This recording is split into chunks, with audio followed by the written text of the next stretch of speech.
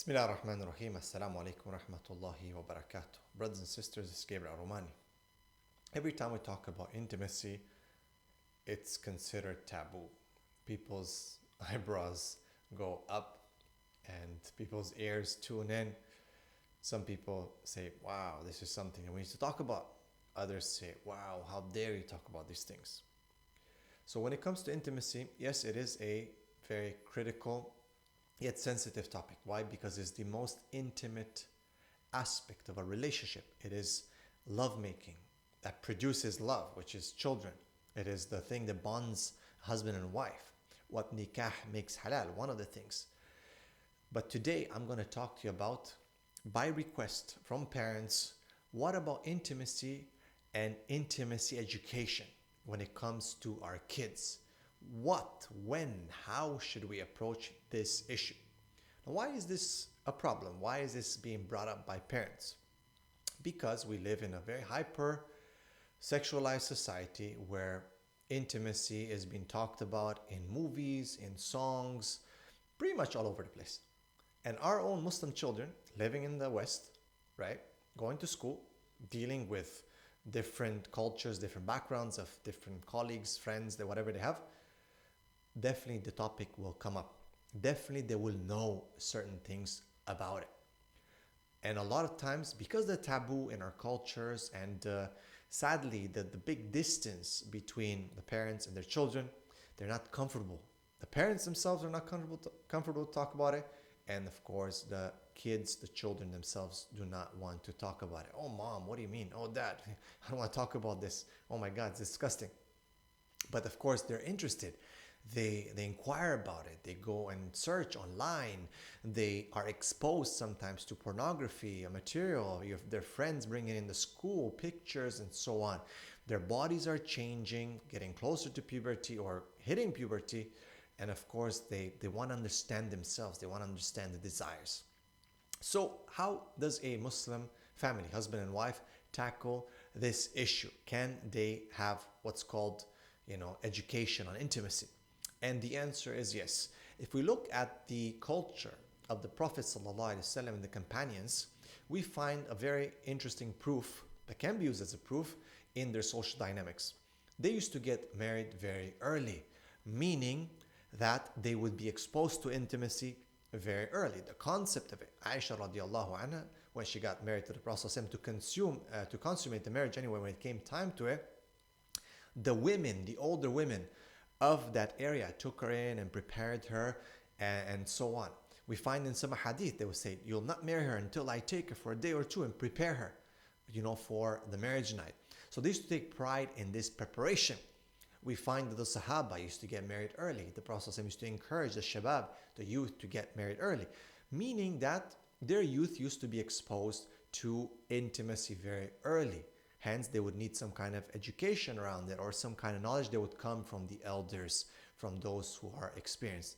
Throughout the Quran and the Sunnah, we find that there are many instances where it talks about rights of intimacy and so on in regards to nikah, to divorce and so on. So it's not something taboo, sadly, as people think it is. But of course, we have to be respectful how we talk about it.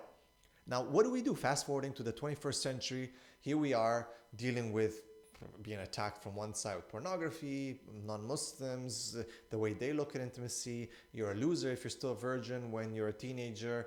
Many of these issues come up and parents are scared. What should we do? How can we approach this issue? What can we tell them? So first and foremost, brothers and sisters, parents, you need to open up the subject. You need to bring this up. Fathers with boys, this is the best, and mothers with daughters, in the context of a discussion, to the point where you say, look, I'm your friend. You don't have to worry about judgment. I need to understand you. I was your age one time, and this is part of our faith, and there's nothing to be ashamed of. The kids will kind of fight at the beginning, saying like, oh my God, this is disgusting. I don't want to talk about it, almost like they don't know what's going on and they don't want to deal with it. You need to insist. You need to reassure them that you are their friend, their protector. You need to reassure them this is part of the tarbiyah and that one day they'll get married. Can be sooner, can be later, but they need to know.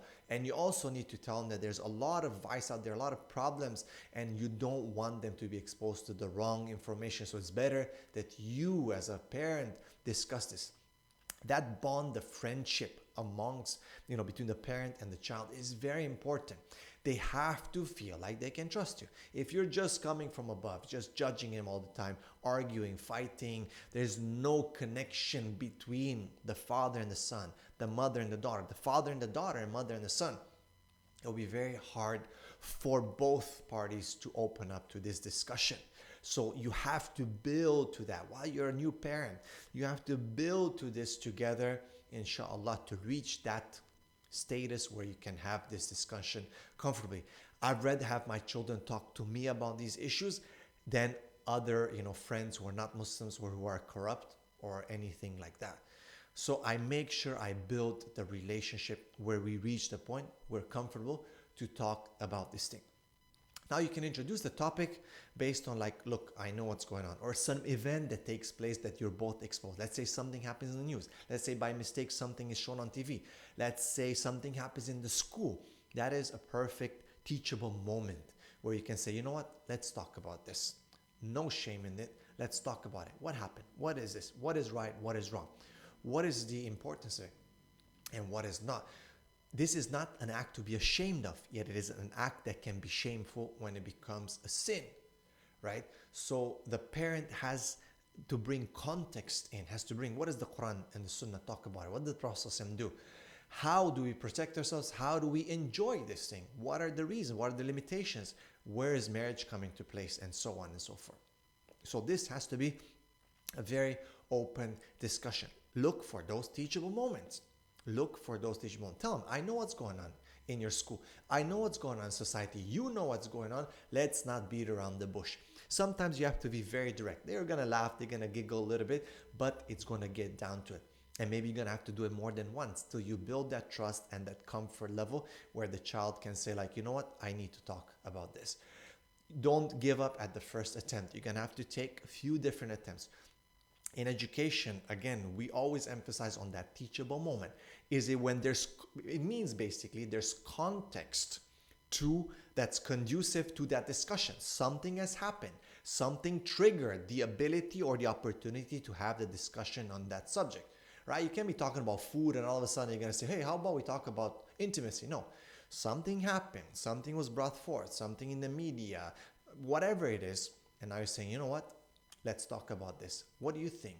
Look, this is what the Prophet ﷺ said about this. And do not feel shy when it comes to this. It might take an extra step and another meeting where you start discussing some of the biological implications that they're going to learn in school anyway. It's better they learn it from you so they understand. The, funny question, right? Where do babies come from, right? Kids ask that. They think about that. They hear from here and there. You sometimes need to explain that properly. Kids know that parents are intimate. They hear, they see. They're not, dumb. They understand that something is going on. Again, they're exposed to so much intimacy around in society that it's not like they're absent-minded when it comes to this issue. So have the discussion. Again, transparent, direct, build trust, and just make it like it's not judgmental, but yet it is tarbiyah based, or you are trying to teach them something that is very valuable. It's something important. Don't make it sound like something dirty. It is dirty only when people step out of the line of Islam and the limitations of Islam. Let them know that this is something great. It is love that actually yields or produces love. Out of the love of the two, of the husband and the wife, the love you, the child, Allah has created you, kun fayakun. But it's through this process, this sabab, this reason that Allah subhanahu wa ta'ala has brought you on this earth as, so love, kind of gives love. Let them feel that this is something that they will look forward to, and that this is something that's beautiful. This is something that is not dirty. Dirty is what these people do, and we are not them. Okay, they are the ones who have spoiled this thing. No, we will take the cleanliness of it and the good parts of it, and we will love it and accept it. But it needs education. It needs for people to understand. They need to understand what happens and why Allah subhanahu wa ta'ala has not allowed zina. And what is zina? And why society commits zina? Why there's no more love and compassion and commitment through marriage? And what Allah subhanahu wa ta'ala has revealed. We go through the stories of the Quran. We talk about the wives of the Prophet ﷺ. That relationship has to be contextualized. You have to connect to those stories. It's not just theory. This is pure life. Have that discussion. Now, the question is, when? How early? Well, I would say before puberty. What are the signs of puberty? Well, they're different for boys than girls. The parents should notice difference in behavior. The girls are starting to mature, of course. Moms can tell. They know exactly what I'm talking about. Boys are also developing slowly facial hair, changing voice. They're going to wake up. They might have a wet dream. Talk about wet dreams. Talk about the fact that you have to have ghusl. Talk about what happens in this wet dream. Do not be shy. The Prophet said, whoever is shy will not learn the deen. So make sure the discussion can happen as early as 10, 11. Some mature faster. Girls usually mature and hit puberty faster, so mothers have to be on point. Look also at their interest. It's not about spying, but it's about trying to understand patterns and behaviors of children when it comes to their likes and dislikes. Be careful that no one beats you to the race. Meaning, don't ever allow or delay where they're gonna get their baseline understanding information from somewhere else. You need to beat it. So you need to be very careful as a parent to say, okay, I think my daughter now is kind of looking at boys, or catch these things. I think my son is looking at girls. I see some change in behavior when he's around girls or when he sees girls, or vice versa. I think it's time for me to have that discussion. And again, you're going to do it step by step. You're going to introduce the concept. You're going to build the trust. You're going to make it comfortable. Then you're going to go step further in describing things, understanding what's halal, what's haram, the issues of wet dreams, the issue of ghusl, praying and salah, and so on. So, of course, the Prophet ﷺ told us about salah by the age of 10. I would say that around the same time, because you're accountable now, you're responsible, children can start learning about intimacy. Parents have to do this. Our educational systems right now in the West and in the East, it's not just about the curriculum and what's being put in it. You can see in the West what kind of things are being put in it. But even in the East, even in Muslim countries, the influence is so much. So you got the peers and the friends that are bringing in education and putting in information. Then you have the curriculum itself. So you're being bombarded from both sides. So you as a parent have to take that lead, you and your wife, husband and wife, to talk about it. You talk about this, I talk about that. You talk to the girls, I talk to the boys. Very important. Last but not least, talk about the issue of haram, LGBTQT, because that's a huge part of sexuality and the sexual movement today. You need to make sure you tell them that this is what is allowed. Just because this might feel or that might pull interesting, you might feel like, hey, let me look into it. That does not mean that you follow that, curiosity. Be careful. Explain to them that that can change your mind, it can change your body, and it can affect you for life. Talk to them about that is wrong. It's something that you don't go towards. Allah subhanahu wa ta'ala, when He put Adam and Eve in Jannah, He told them, don't go close to that tree. Right?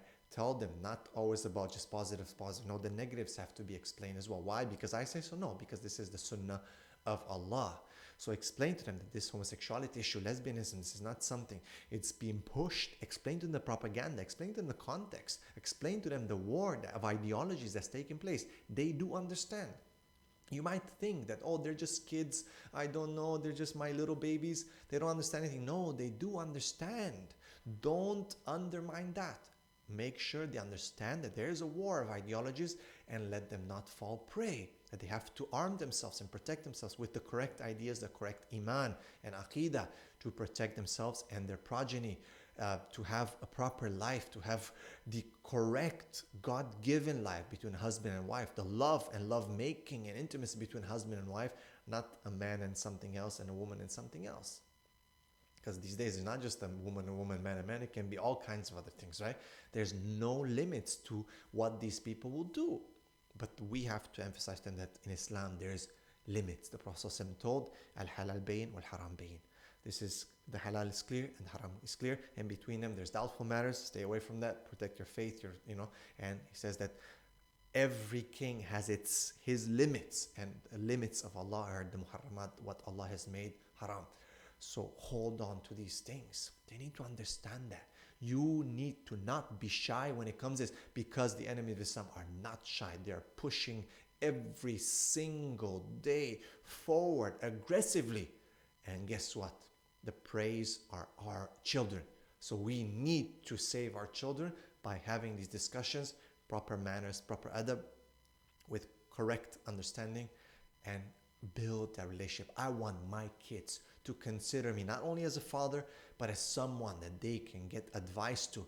They can value my experience and they can come to, they feel comfortable. Just like that young man came to the Prophet ﷺ telling him that he's done something haram with that girl, except for the last part. He didn't hit home base, right? So, and he was comfortable. Why? Why? Because the Prophet ﷺ was approachable. You have to be approachable. And to do that, you have to build it. You have to build the trust. You have to build it by your behavior, by your, everything, the context, everything that you do. So parents, be approachable. May Allah subhanahu wa ta'ala bless all of you and protect us.